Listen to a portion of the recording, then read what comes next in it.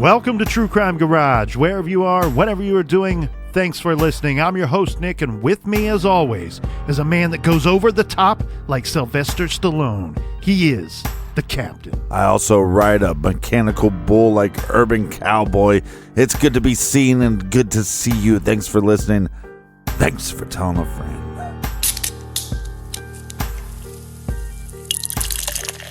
This week we are very happy to be featuring Killer Cupcake Panda by the creative minds over at the Flying Monkeys Craft Brewery. Killer Cupcake Panda is a luscious and crushes double IPA. Doused with pandan leaves, citrus custard, and vanilla cupcake aromas. Garage grade 4 3/4 bottle caps out of 5.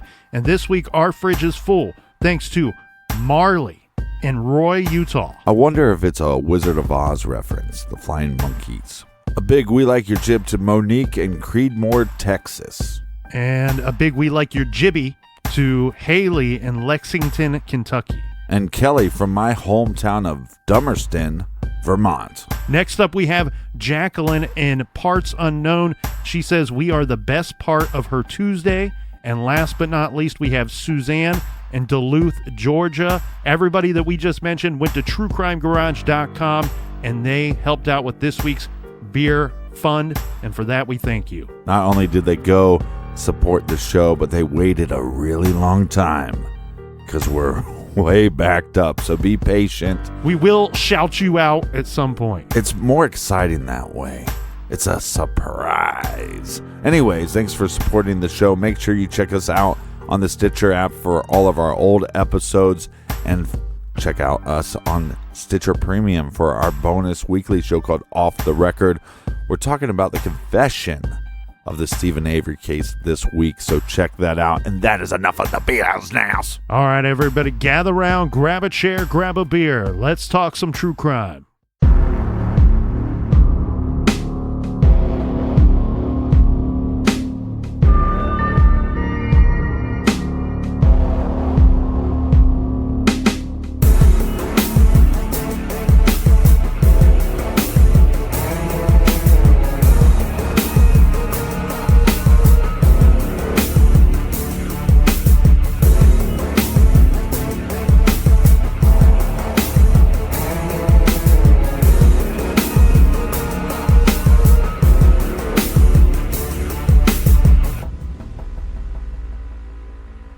Black Forest, Colorado, about 20 miles northwest of Colorado Springs.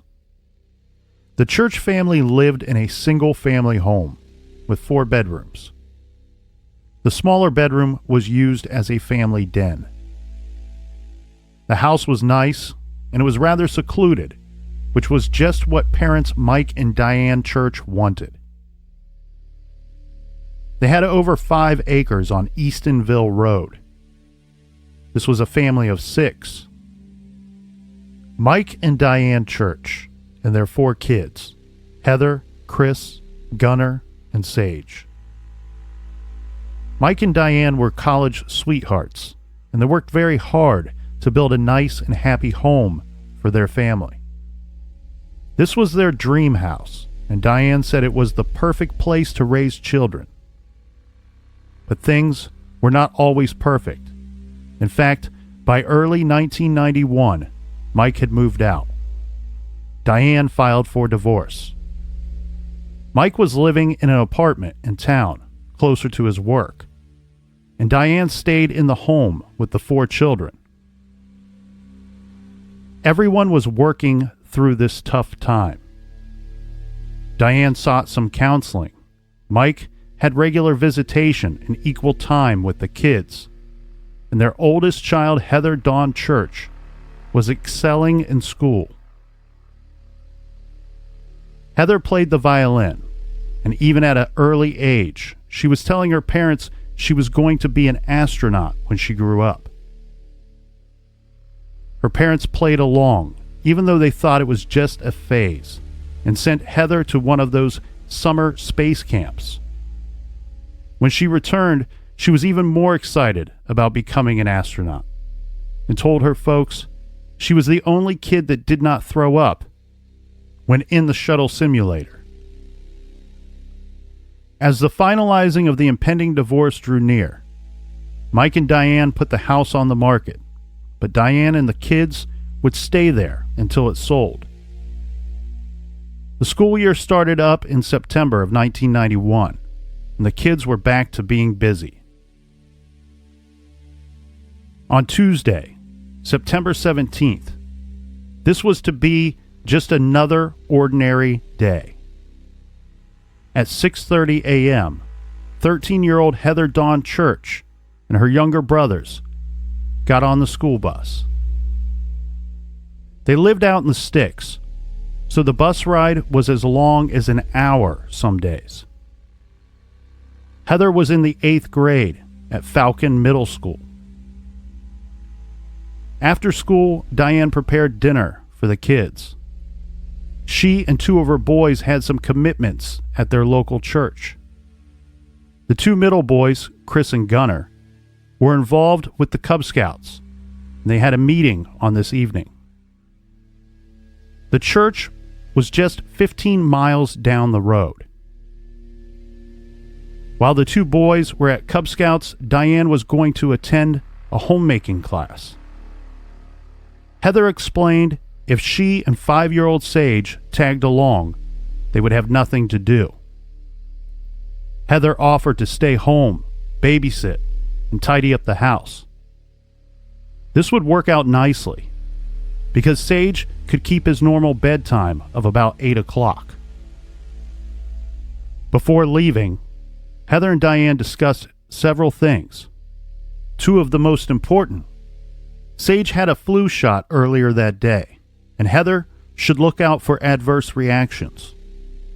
And Heather told her mother about a school dance that would be that Friday. She was asking for permission to go. Diane agreed as long as Heather went with a group of friends. Before leaving, Diane checked the doors and made sure they were all locked. She hurried Chris and Gunnar into the back seat of their vehicle, and she pulled out of the driveway. While leaving the property, she noticed that one of the bedroom windows was slightly open, just about 5 inches. She planned to call Heather later on anyway to check in on Sage, so Diane made a mental note to ask Heather to close the window during that call. At 8:30, Diane called home. Heather picked up the phone. Diane wanted to know if Sage was in bed. Heather says no. She let him stay up to watch the TV show Home Improvement. They were watching together in the family room. After the show, he was going to bed.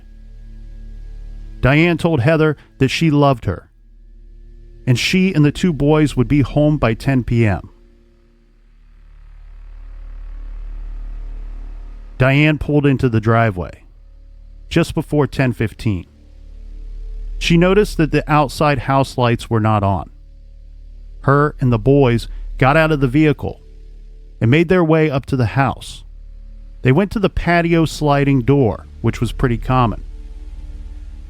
Diane found the door unlocked, so she did not need to use her key. The door being unlocked was also common. The church family had 2 cats, and they would typically let the cats outside for the night. And Diane says the kids were always forgetting to lock the door after doing so. Inside, the house was dark. Diane turned on some lights and told the 2 boys to go to bed. All 3 boys shared a room, and Diane went and checked on little Sage, finding him asleep in his bed, wrapped up in the blankets like a burrito. Diane went to the family room to talk to Heather. She expected to find her sitting in the dark watching TV as usual. However, Heather was not in the family room. She was not in her bedroom. Diane searched the house and could not find Heather at all. She went outside and walked the property around the house, shouting Heather's name in the dark. Still nothing. No Heather. Diane was worried and afraid. She called her husband, Mike. She asked him if he had Heather, Was she with him? Mike said no. He asked if she called Heather's friends or the neighbors. Then he asked Diane, "Does it look like someone came in the house?" Before Diane could answer, Mike said, "Call 911 now."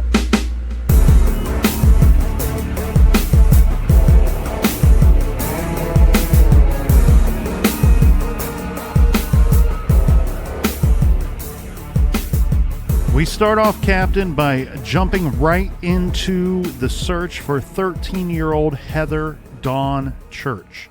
Now, we must keep in mind how large the Church family's property is.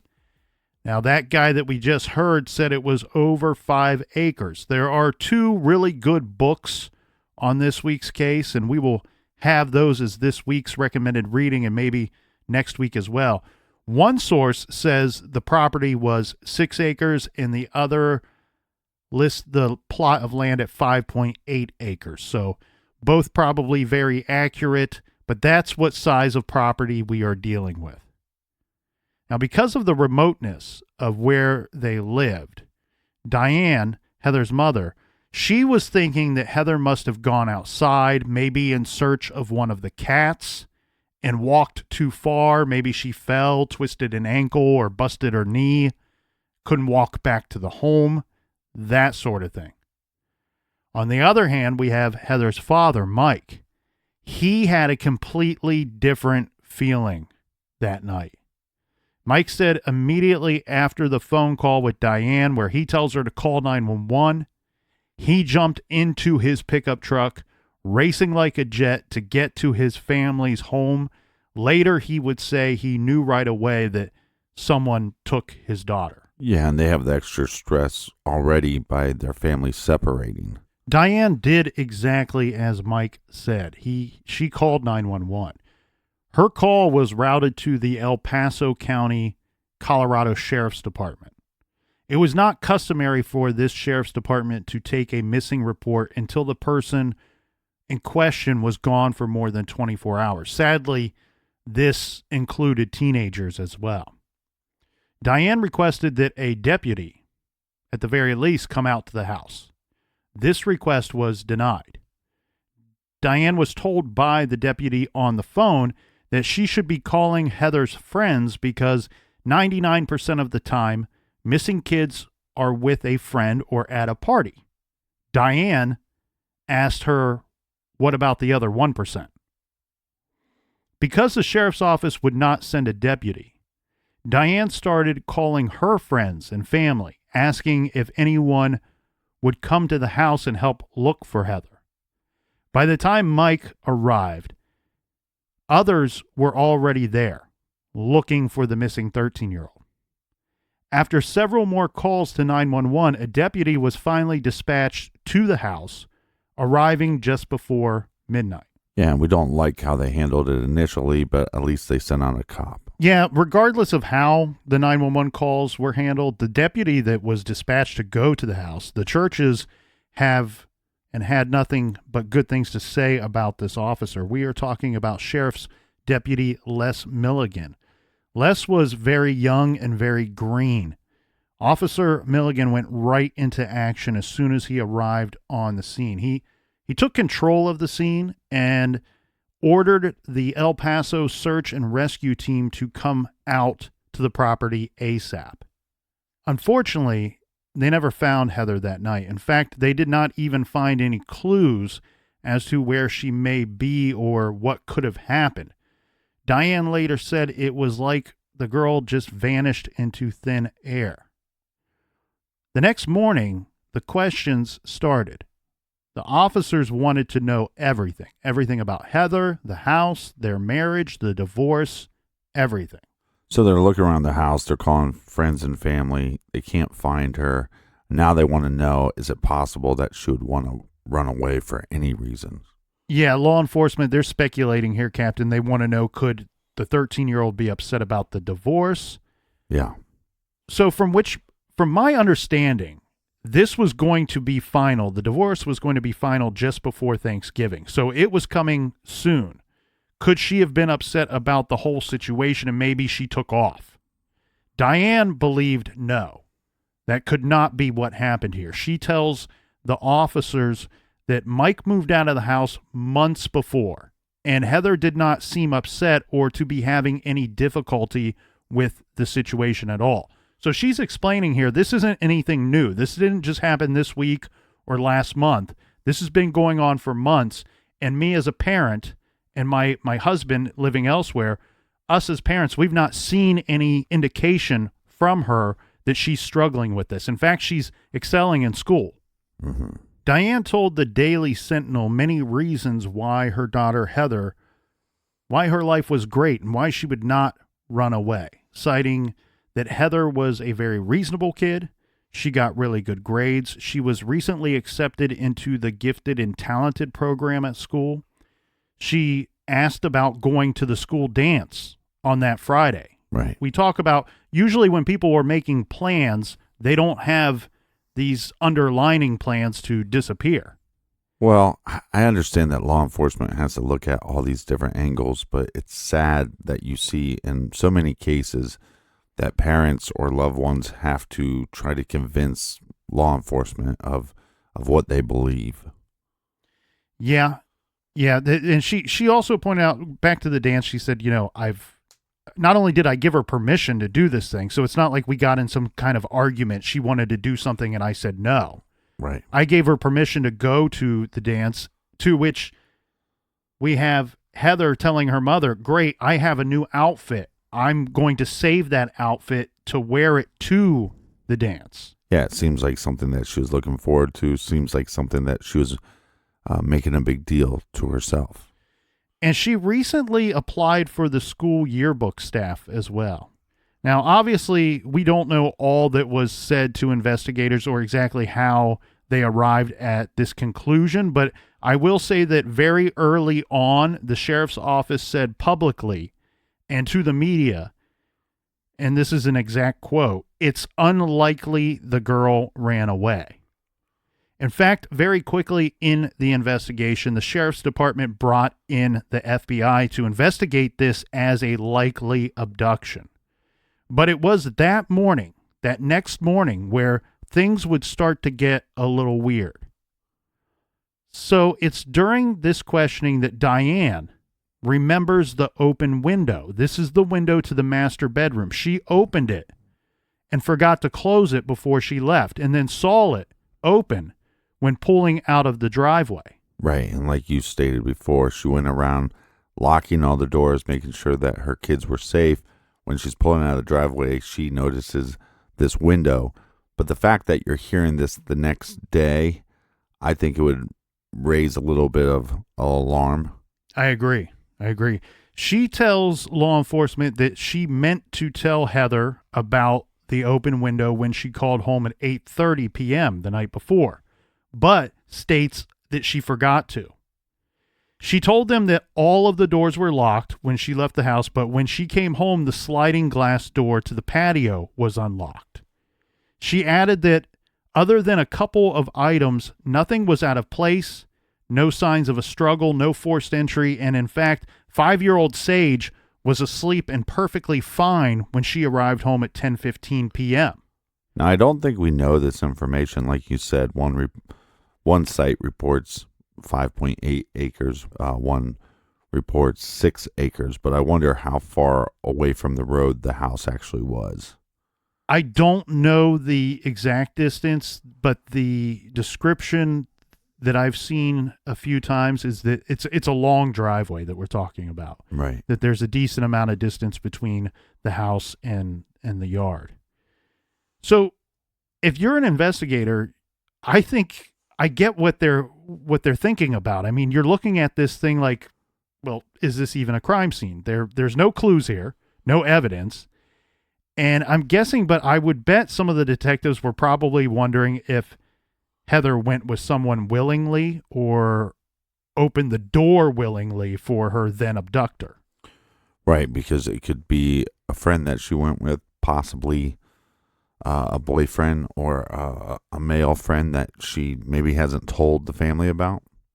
Yeah, we do know about the dance. Right. Now, the thing about this master bedroom window, when Diane went to show law enforcement exactly which window she was talking about, she found the window was now closed. She told them she did not close the window, and they asked everyone who was there that night looking for Heather if any of them had closed the window, and everyone says no. So they are dusting the window and other areas of the home for fingerprints.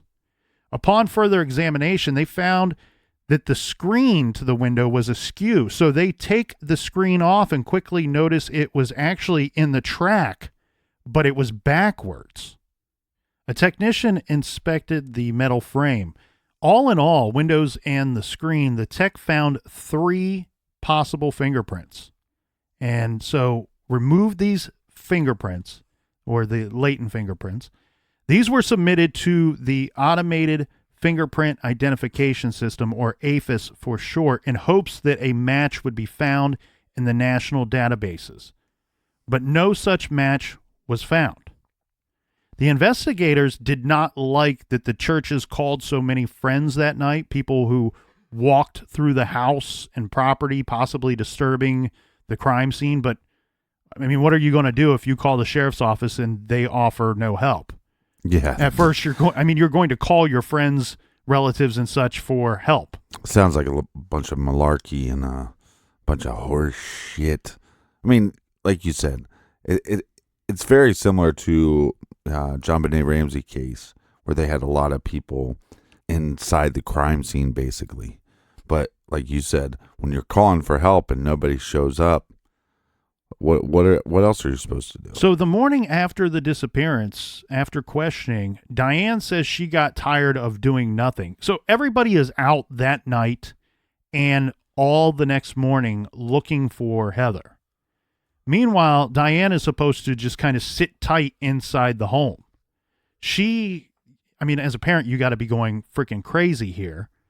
She says she got tired of doing nothing while everybody else was out looking for Heather. So she decided to calm herself by cleaning the house. She started off by doing some dishes, and then she turned on the vacuum cleaner. She's vacuuming the carpet when one of the investigators standing outside, he's just outside the house. Right. He heard the vacuum. He heard the noise. He went running into the house, and he yelled at Diane, wanting to know what she was doing. Why are you doing this? We need to process the scene. Yeah. In the days after Heather vanished, Lieutenant Bill Mistretta of the El Paso Sheriff's Department kept the media and the public informed. He said the FBI was brought in, and the FBI was conducting interviews at Heather's middle school. The Sheriff's Department and the FBI together were questioning classmates, teachers, counselors, friends, neighbors, and church associates. But ground and aerial searches turned up nothing. Lieutenant Mistretta said the case was taking no positive direction, and we are just continuing at it with no new leads.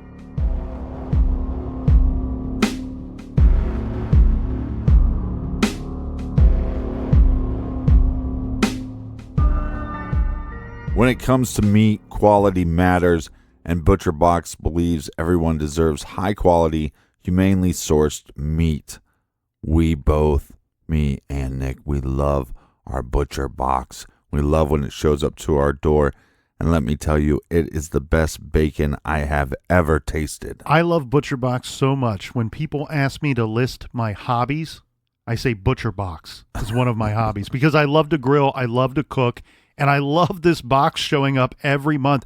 And here's what I do. I go online, I go to their website, and I make selections each month. So I don't have the same thing showing up month after month. And the quality is superb. I had the captain and a bunch of friends over to watch Ohio State beat up on Nebraska. And the menu, St. Louis-style ribs and chicken wings, all from Butcher Box. If you're ordering for the first time, here's a recommendation from the Extra Crispy Colonel. I recommend their pork chops. Fantastic. Like the captain said, their bacon is amazing. And they have really, really good ribeye steaks. Every month, Butcher Box ships a curated selection of high-quality meat right to your home. Each box has 9 to 11 pounds of meat that is free of antibiotics and added hormones. and it's all packed fresh, shipped frozen, and vacuum sealed so it stays that way. Options include 100% grass-fed and finished beef, free-range organic chicken, heritage pork, wild-caught Alaskan salmon, and sugar and nitrate-free bacon. They even have free shipping in the continental U.S. Right now, ButcherBox is offering new members ground beef for life. That's 2 pounds of ground beef in every box for the life of their subscription, plus $20 off your first box. ButcherBox is amazing for yourself, but it's also amazing to give as a gift. Check them out today. Just go to butcherbox.com/garage or enter promo code garage at checkout. That's butcherbox.com/garage and use our promo code garage at checkout. We can't recommend them enough. Butcherbox.com/garage. On average, a burglary happens every 23 seconds in the United States, but only 1 in 5 homes have home security, probably because most companies don't make it easy. They don't make it simple, but not Simply Safe. Simply Safe makes it easy on you with no contract, hidden fees, or fine print. Simply Safe protects every door, window, and room with 24/7 professional monitoring for just $15 a month. It's won a ton of awards, from CNET to New York Times Wirecutter. One thing that makes Simply Safe stand out is their video verification technology. When other home security systems are triggered, police often assume it's a false alarm, and the call goes to the bottom of the list, but not with Simply Safe. Using their video verification technology, they can visually confirm that the break-in is happening, allowing police to get to the scene 3.5 times faster. With Simply Safe, you are not only protecting your home and loved ones from intruders, you are also protecting them from fires, water damage, and medical emergencies, and much, much more. I have a monitored home because I have 2 dogs. And when I'm not home, if there were to be a fire, they're trapped inside. So I keep my house monitored, and I love Simply Safe. Visit simplysafe.com/garage and you'll get free shipping and a 60-day risk-free trial. You've got nothing to lose. Go now and be sure you go to simplysafe.com/garage so they know our show sent you. That's simplysafe.com/garage. Protect yourself, protect your family. Check out simplysafe.com/garage today.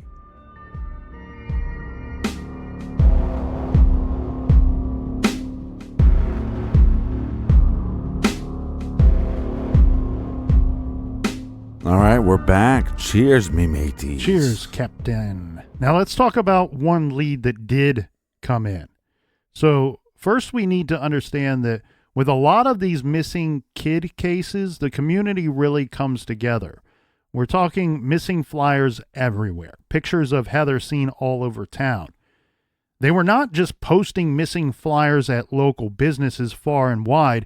Middle school kids made big signs with poster board and small wooden handles, standing in crowds and on the sides of streets, holding these signs high as cars drove by, asking everyone, "Have you seen this girl?" There was also a command center of sorts set up. This place was for volunteers to meet and man the phone lines. There were phones set up with a tip number that people could call. On Monday, October 13th in the morning, less than 1 month after Heather disappeared, a call came in. The caller, an anonymous female caller, said there is a body at the Fox Run Regional Park area. This is in Black Forest. This sent the sheriff's department, 30 members of the El Paso search and rescue team, 2 tracking dogs, and 2 helicopters on an all-day search that covered 400 acres but turned up nothing. Wow. Afterward, the sheriff's office publicly urged the caller to call again, but this time with more details because of the size of the park. Right. They would get another call, this time another anonymous female caller, sending them on another fruitless search. Later, information provided by several in law enforcement would state that both calls were believed to be hoaxes even before the searches were conducted, but they had to follow up on all tips and leads. Well, it's amazing how sick individuals are. It's very strange that stuff even happens.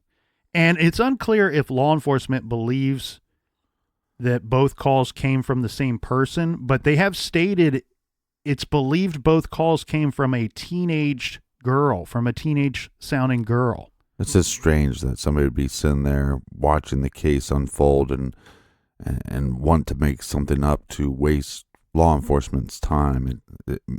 What's the motive? Yeah, it just doesn't make any sense.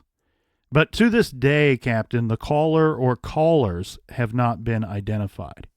Well, they have been identified as real pieces of shit. That's right. Zinger. You're a real shit stain. Yeah.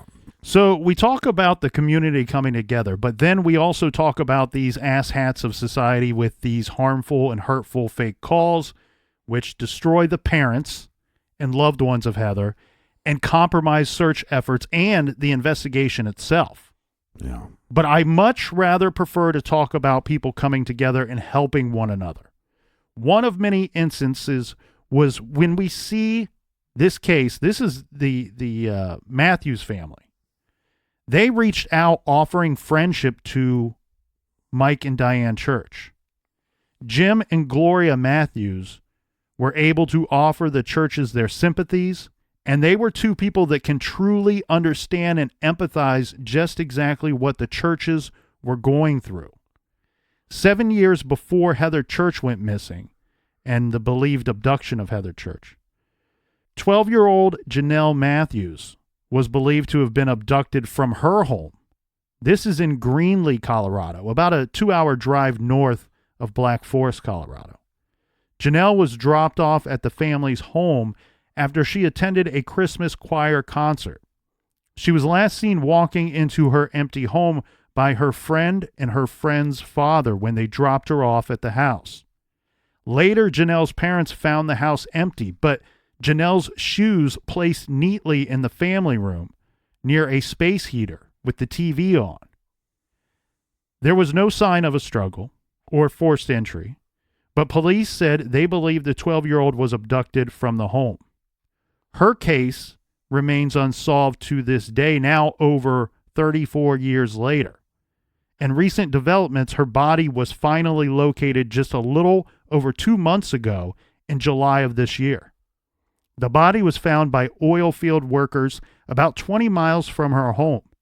I believe they are putting in a pipeline in that area, and that's how they found the remains. Police have named Idaho resident and two-time candidate for governor, 68-year-old Steve Pankey, as a person of interest and continue to investigate this case. I would expect further movement in this case, and that could and hopefully come very soon. So what we know here, Captain, as the police say, we're working this case with really no leads, really no clues. We're working it. We need it to take some kind of direction. All we really know at this point is that something happened to Heather Dawn Church on September 17th, 1991, between the hours of 8:30 p.m. when her mother called home and talked to Heather. Heather was just fine. And 10:15 when her mother arrived at the house. Yeah, at least we're pointed in a direction. I think law enforcement is going, okay, based off what her parents are saying, based off what people are saying around the community, we don't think that she took off on her own. There's some evidence to suggest that somebody came through the house. So if she is alive, she is in danger. The search and the investigation was huge. It was rather big. And I think Lieutenant Ken Hilt of the Investigations Division of the El Paso County Sheriff's Office summed up the search best in his summary for the case, where he states a detailed crime scene search was conducted of the church home. Search and rescue teams coupled with search dogs scoured the area. Fingerprints were recovered and forwarded to both the Federal Bureau of Investigation and the Colorado Bureau of Investigation. Both local and national media took part in the, quote, Where's Heather Missing Persons campaign, as the El Paso County Sheriff's Office and the Federal Bureau of Investigation combined efforts to solve the case. In the years that followed, detectives continued to pursue hundreds of leads which came in from all parts of the country. In addition to being featured in national publications and television shows, the FBI's Behavioral Science Unit produced a suspect profile. The suspect profile that was released to the media was a summarized version of the profile, and it is as follows. The unknown subject is a male in his early to late 20s, shy, introverted, and a loner. Subject is unable to achieve sexually whatever he wants with women and has difficulty with women in general. The subject would probably have knowledge of the victim and her family. After the crime, the subject would have behavioral changes which would be noticeable by associates. Persons close to the offender would notice changes which include an increase in alcohol or drug use, a deterioration in personal appearance, sleeping disorder, a desire to be alone, possibly fail to show up for work after the abduction. I'm wondering, since we have little to no clues, how they're getting this possible age range of the perpetrator. So I would think that they're basing a lot of this off of previous crimes that have a similar victimology and Right. maybe even a similar modus operandi where somebody's coming into an actual home. That's very rare, and abducting a child from inside the home. The victim is 13 years old. What we're also seeing here, what is released, it's interesting on a few different levels because one, we are getting a summarized version. They're going, okay, this version we're going to release to the media so that they share it with the public because we do need the public's help. But there's another version of this profile that would have been given to law enforcement, to agencies actually working the case. Yeah. Now, I don't know how much they would vary. I imagine in some cases they vary greatly, but this specific case, we don't know. What we do see here is typical things of what we see in other profiles. It's all kind of vague stuff, but they're saying to the public with this profile, we're looking for somebody that has changed. This is a dramatic change for this person. This person committed an abduction. This would be a dramatic change. Therefore, their appearance, their behavior, their mannerisms, their routine, their drinking or drug use, all of that is going to be affected and change as well. Right. Because of this big change. So if you've noticed a big change in your cousin, your uncle, your brother, your husband, boyfriend, whomever, Right. that might be somebody that we might want to talk to. This is also trying to ring bells with employers. Do you have somebody that showed up and they were missing work, and when they return to work, are they covered in scratches, or do they look like they've been in a fight or something like that? I feel like some of the things we see here, Captain, are kind of repetitive from other profiles. The age of late 20s is one that we typically see with a victim of this age. And I think that they come up with that age. Now, profilers will tell you that age is by far the hardest thing to come up with. But typically when we see a victim in their early teens, female victim, early teens, I often see that late 20s is kind of where they put that number for age. Yeah, I also wonder if that has an effect. I mean, if you look at Heather and the pictures I've seen, she looks like a young 13. Yeah. And so I wonder if they take that into account as well. I think the thought with being late 20s is simply this. It's one, they're old enough to show some form of sophistication, some form of not being so impulsive. Uh-huh. And also they're old enough to have committed more petty type crimes, but similar in nature, where they may not have been locked up. These may have been things where they made a pass at a young girl. Maybe it's a relative, maybe it's somebody close to the offender, but maybe it was never reported. Usually those types of crimes, we need those to occur for something like this to take place. Usually there's escalation going on. Yeah. The offender will escalate into abduction and then, I mean, I'm sorry to say it, but possible murder. So that's why I think we have the age of 29. Plus, it's you wonder why they don't go higher than that, but you also wonder, does that factor in that there is some impulsiveness because of the risk level of going into somebody else's home? Yeah, I would also lean towards the idea, though, as law enforcement. I mean, this is not something I would want to share with the family, but the way she was abducted, the lack of clues, we have no sightings. Seems like we have no leads coming in, and she's been gone for quite a while.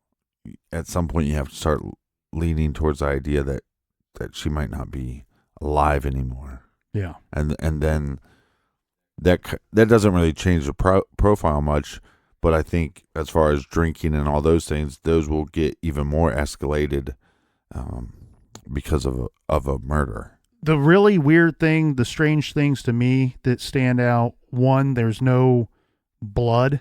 There's no evidence of any type of struggle inside their home. And then on top of that, if she wasn't abducted from inside the home, removed from the home, the little boy was sleeping. Right. I mean, he didn't wake up and hear screams or see anybody strange in their home. This was all...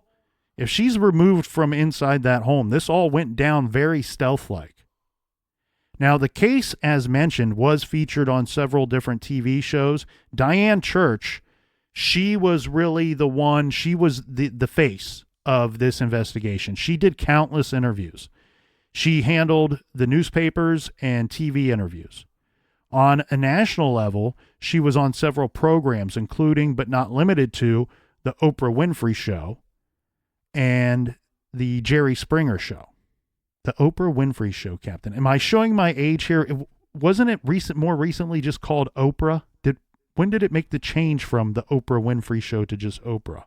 I don't know. I'm not the head of the fan club. I feel like when I was a kid, it was the Oprah Winfrey Show. Well, the national spotlight and the huge focus on this case, even just at the local level, sparks what this week's recommended readings author would call the usual confusion and lunacy. This next part is from the book The Devil's Right-Hand Man. Callers reported Heather lookalikes at a credit union in Pueblo, at a Taco Bell in Colorado Springs, and at a mall in Aurora. Diane would remember her missing daughter once was sighted in 4 states in one day and as far away as Israel. Investigators checked out a white van, a blue truck, an old green barn where satanic rituals allegedly were held. They even went so far as to research important dates for practitioners of witchcraft and Satanism, and rode around El Paso County for hours with a mental patient who claimed to have information about the crime. Psychics popped up. One offered Diane an eerily exact description of the last meal she prepared for Heather and the boys, saying, quote, "You cooked hot dogs because you were in a hurry and the boys liked them. But Heather didn't like hot dogs, and she told you she would fix a peanut butter sandwich for herself." The woman was able to offer Diane little more other than to say she thought Heather was dead. Another psychic, Dorothy Allison of New Jersey, told members of Diane's support group that she saw a property with lots of trees, a building with a triangular roof, a tan pickup truck, and a man named Brown, except there was something unusual about the spelling. On September 13th, 1993, almost 2 years to the day when Heather vanished, an unkempt, scruffy drifter named Timothy Belbeck walked into the Colorado State Police Station, and he had a story to tell. 4 days earlier, he found, quote, a body off of Rampart Range Road. The officer Tim spoke with told him, "That's not our jurisdiction. You're going to need to go to the El Paso County Sheriff's Office," and so he did. Right. There, he told a deputy that down a deep ravine, that 4 days earlier he found a body and an old rusted out beat up 1960s Chevy. The front door to the vehicle was open and the car was filled with dirt from likely a mudslide. Near the vehicle, amongst some larger rocks, Tim spotted what he later determined to be a human skull. He freaked out and ran back up to the top and left the area. The deputy listened to Tim's story and then told him to take his information to the state police. A vehicle death would be their investigation. So Tim did so. There he met Officer Quintana. After being turned away twice, finally someone wanted to talk with him. Quintana and Tim got in the officer's state trooper vehicle and made their way back out to Rampart Range Road. There, the two slowly worked their way down to the vehicle.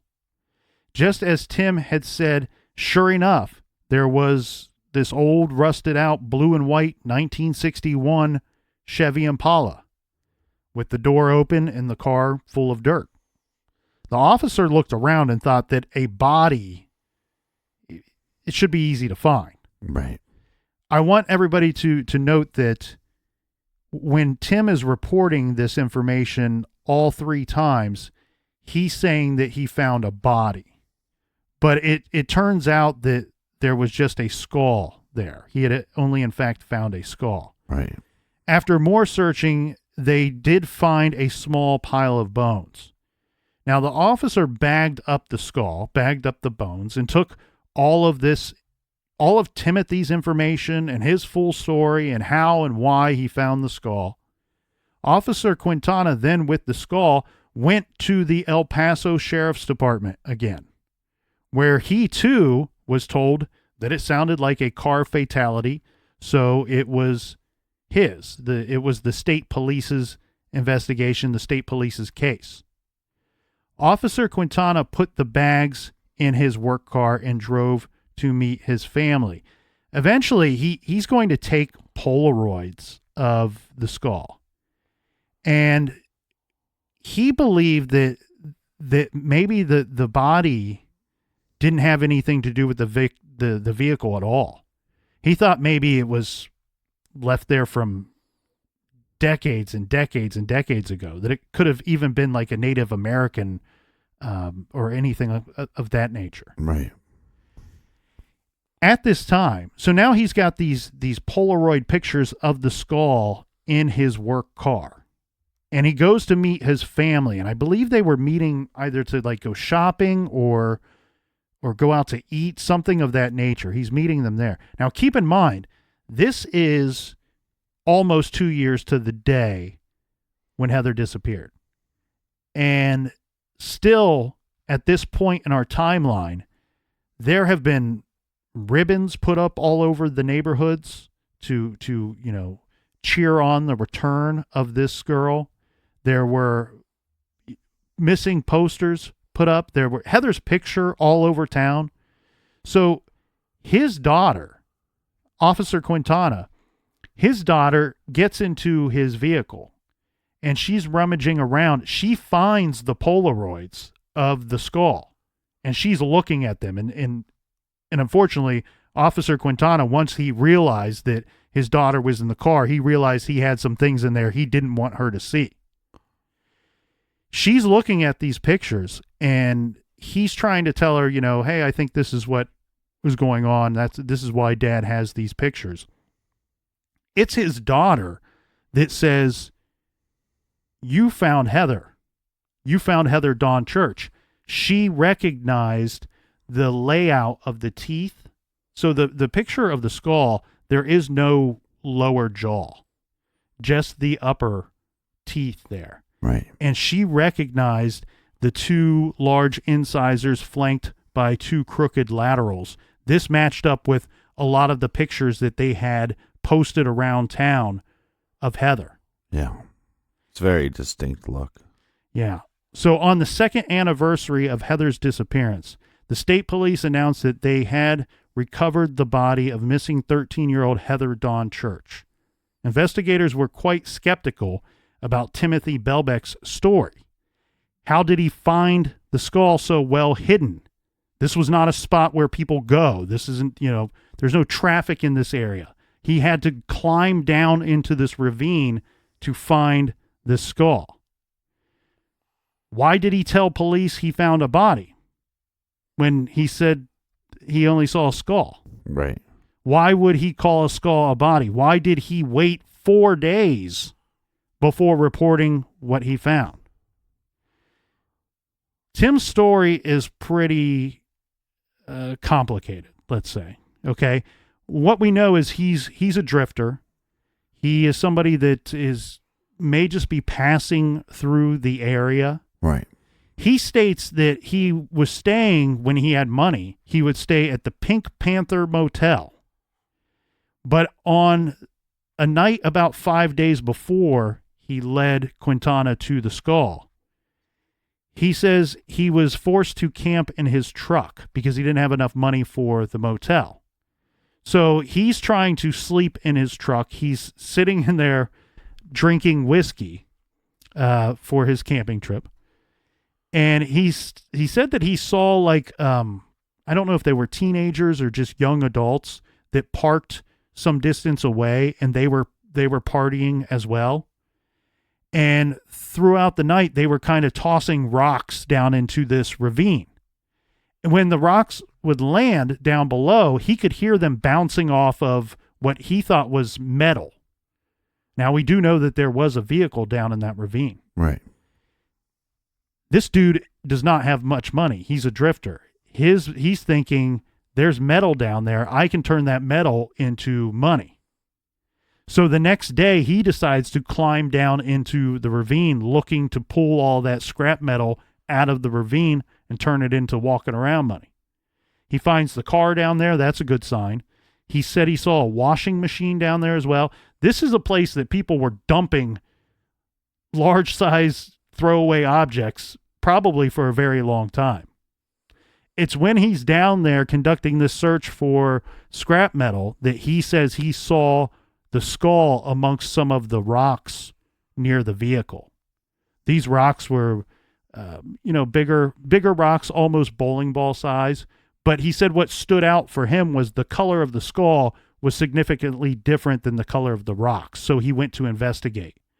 When he saw that it was a skull, he did in fact freak out. When he returned, gathered his thoughts, got back to normal, he thought, well, if it's a vehicle fatality, right? Because it's right by this vehicle. Mm-hmm. He's thinking he should report it because the family of this missing person should know what happened to their loved one. Exactly. He tells one of his drinking buddies, "Hey, I'm going. This is what I found, and I'm going to report it." The drinking buddy quickly points out, if it's not a vehicle fatality, if it was foul play, they might think you did something. So that kind of talks him out of reporting it. Right. A couple days go by, and Timothy starts thinking, well, maybe there would be a reward involved, even if it was a vehicle accident, if it's a missing person, or if there was foul play. Timothy thinks, well, maybe I should report it due to there being a possible reward. So his whole story is complicated, and I'm sure the investigators, when they find out that this was a missing 13-year-old girl, you found her skull, your story is strange, you didn't report it for a few days, You're a drifter. Yeah. Yeah. They don't like this guy. They're looking at him as, okay, not only did we find her, but we now may possibly have, for the first time, a suspect in this whole case. Mm-hmm. They walked around him in the interrogation room going, trying to smell if he was a piece of shit or not. Yeah. In the end, though, Captain, they ended up believing Timothy's story. They were probably able to back up some of the things that he was telling them. Right. So the other thing, too, with him being a drifter, I don't know how they ruled him out, but I know they ruled him out fairly quickly. They may have been able to figure out that he wasn't even in the area when Heather went missing. Right. So now we have recovered the body, But really, that did nothing for the investigation other than rule out a runaway scenario. Now they knew she was abducted and killed, but they still didn't know by who and why.